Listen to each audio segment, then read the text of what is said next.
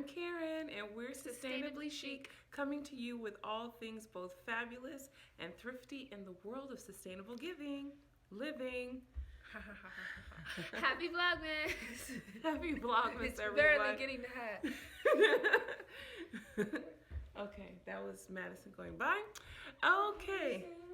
Today we are going to talk about our favorite Christmas novels, books. No, we can see you now, Madison. We can see you now. We couldn't see before. Oh, my hair looks a mess. You have to delete this. Actually, you could have gone the other way. There's a circle in the middle of our house. Or you could have just walked by. And no one would have known. Anyway, so today we're coming to you with all of our favorite Christmas books. When our kids were small. When my kids were small.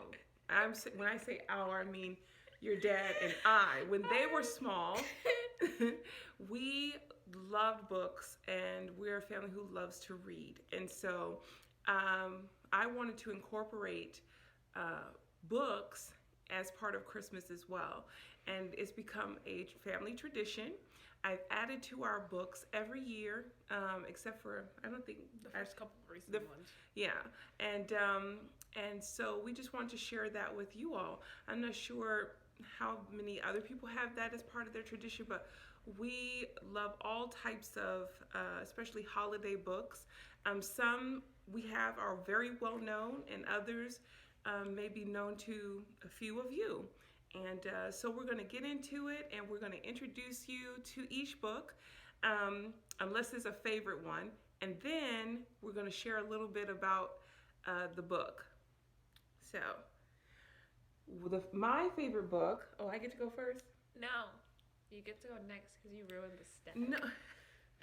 Okay. Fine, you like this book the best. I hate that anyway, book.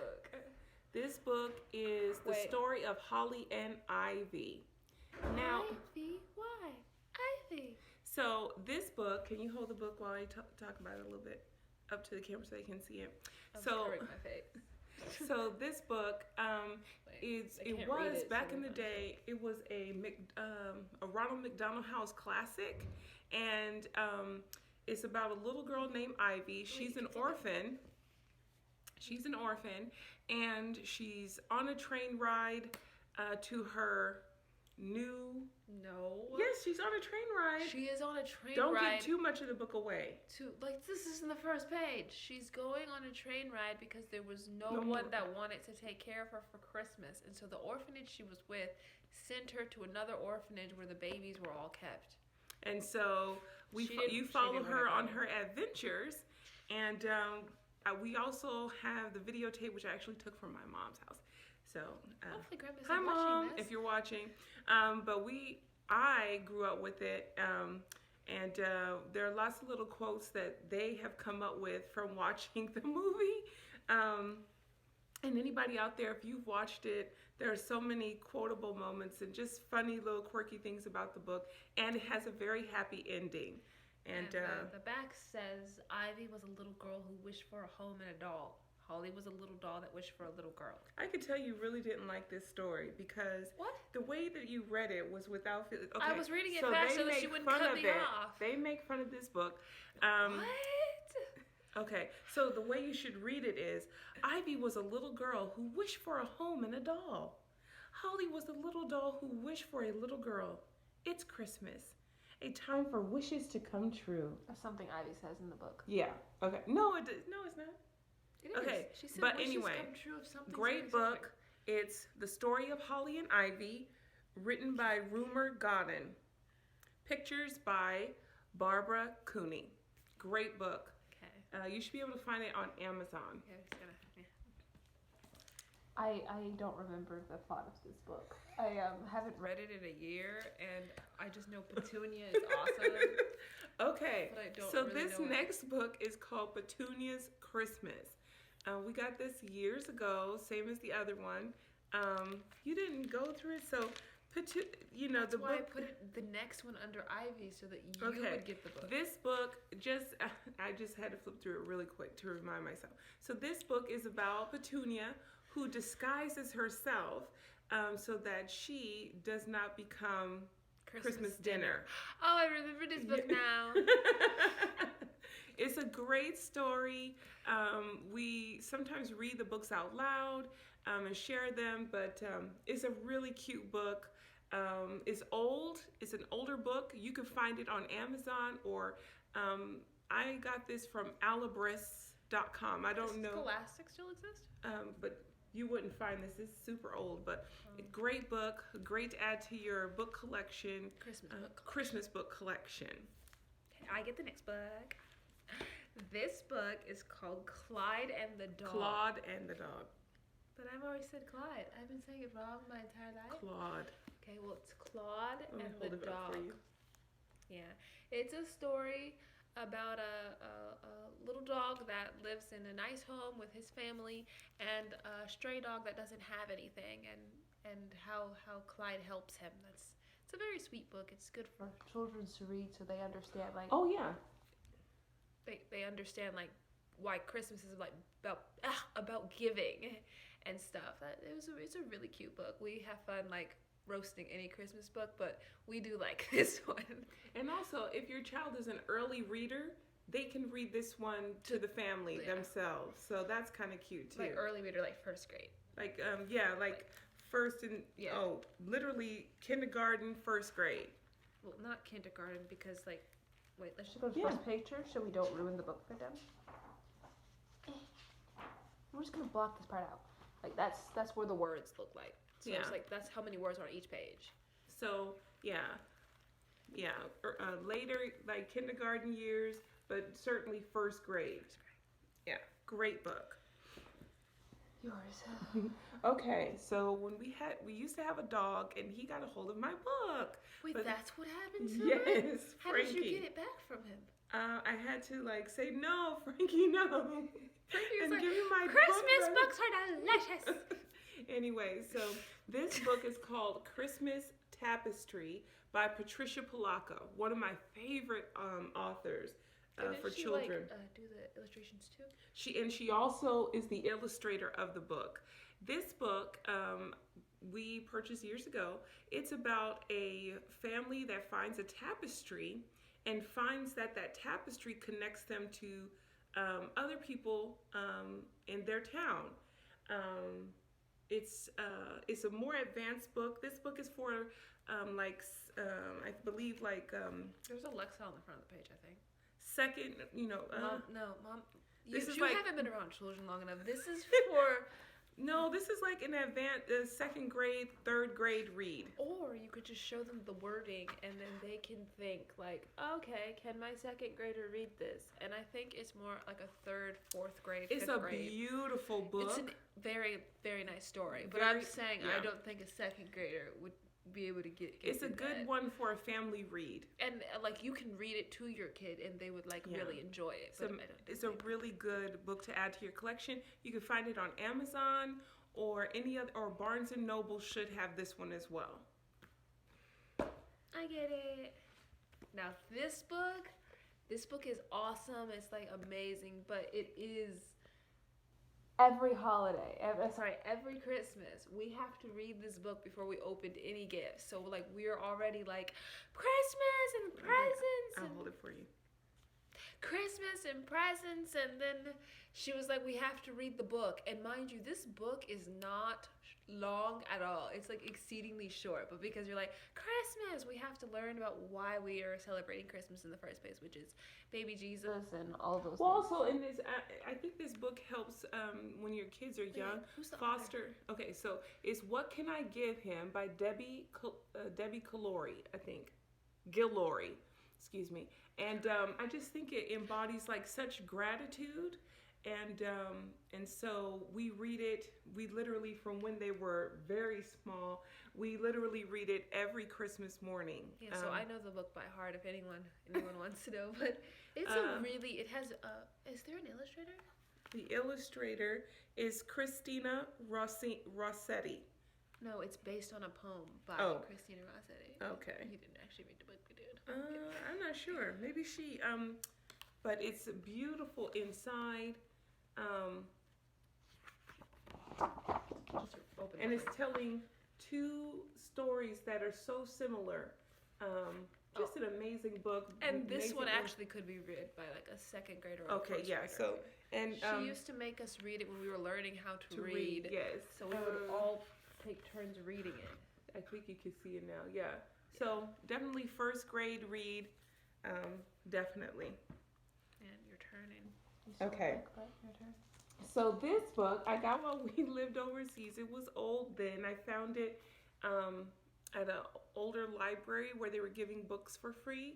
So this one is called Eric and the Christmas Horse by Hans Petersen, illustrated by Ilan Wickland. This is a Dutch story, about European. about how the lives of the farmer and a little boy converge. Great story. It's very old, so it's just really nice to see. Like it tells you a little bit about history, and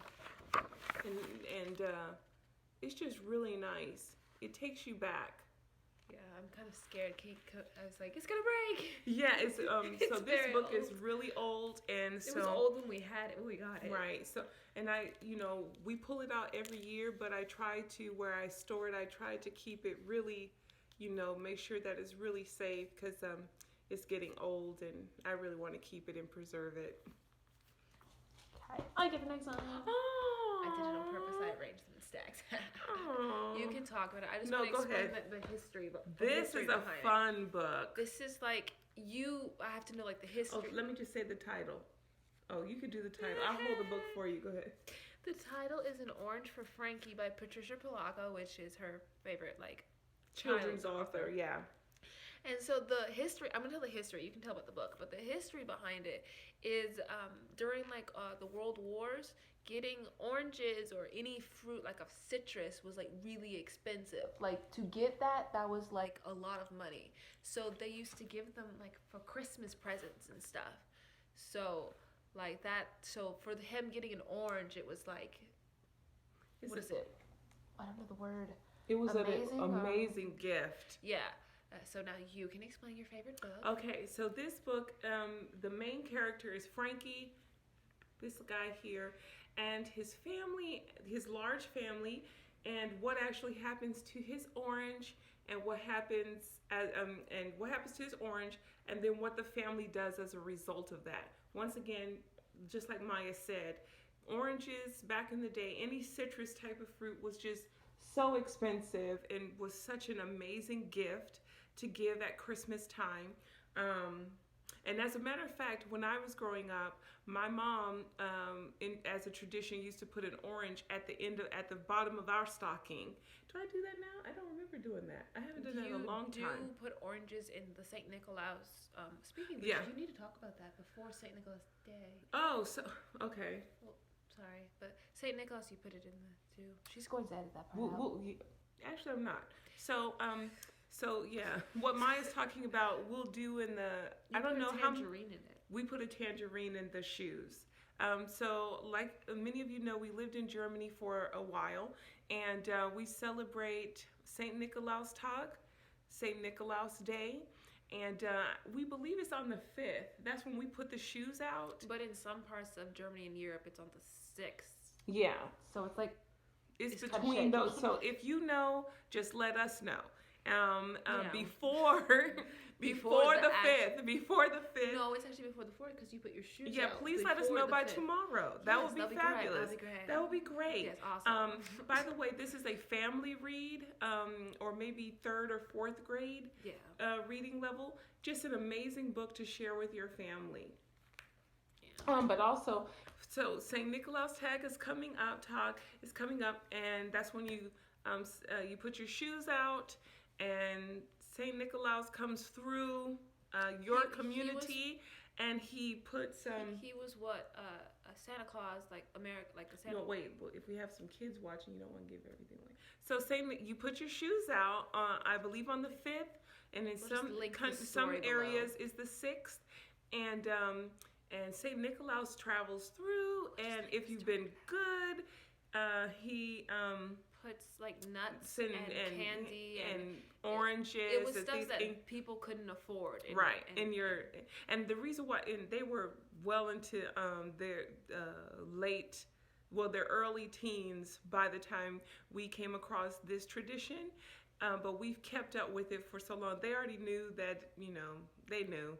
But it was just a nice tradition. What about those little children, Mother? But anyway, we'll get to that another day.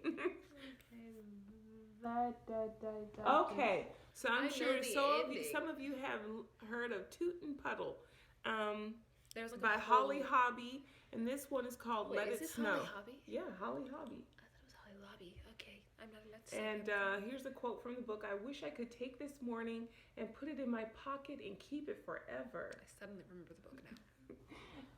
And this book, if you buy it brand new, it comes with 2 ornaments in the back.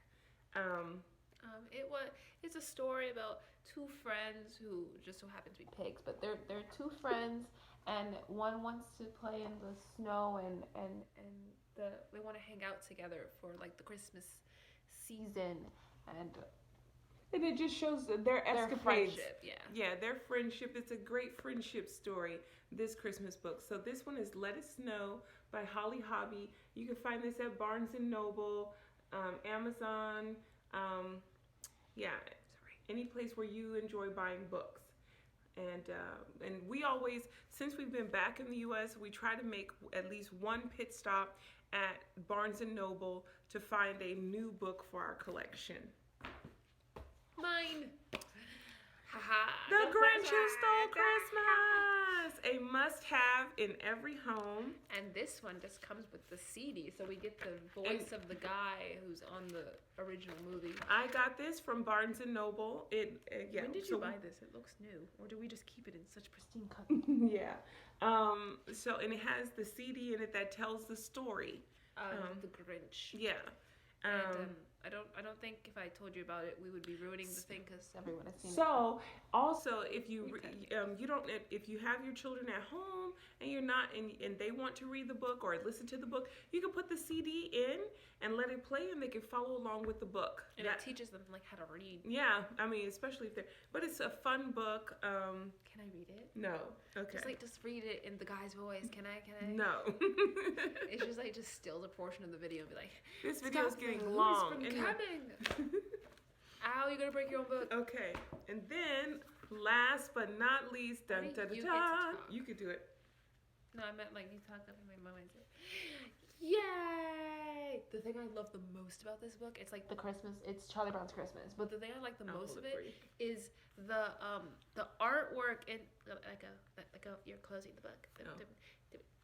The artwork, I don't want to ruin the ending of the story for them. I just want the first page. The artwork in the book is so like the TV, like the TV thing. It looks like, wait, I want a picture where you see the, it looks like the movie. Like literally, I almost smacked her in the face a couple times, but it looks like the characters that are in the movie scene. Like that's how the artwork is on here.